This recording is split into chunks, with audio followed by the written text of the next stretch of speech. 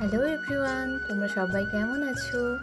তো তোমরা তো ভালো আছো, কিন্তু আমি ভালো নেই। আমার পায়ে ব্যথা লেগেছে। তো তবুও আজকে আমি যাচ্ছি বউভাতের নিমন্ত্রণে খাবো বলে। পায়ে ব্যথা সে যাই হোক, যাই হয়ে যাক না কেন, বউভাতের নিমন্ত্রণে যেতে আমাকে কেউ আটকাতে পারবে না। তো তার জন্য ঝটপট করে রেডি হয়ে নিলাম। তো সিম্পলি মেকআপ করেছি, বেশি মেকআপ করিনি।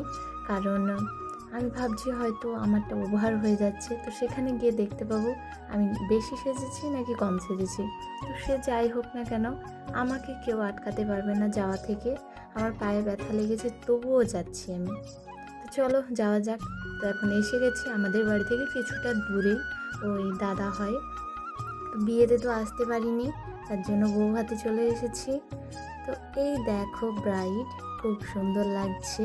খুব হালকাই মেকআপ করেছে, দেখতে সুন্দর। তো তার জন্য খুব সুন্দর লাগছে। তো আমার কপালটাই কি খারাপ, গেলাম গিফট দিতে আর ক্যামেরাম্যানের ক্যামেরাটাই খারাপ হয়ে গেল। তো গিফট দিয়ে ঝট করে চলে এলাম।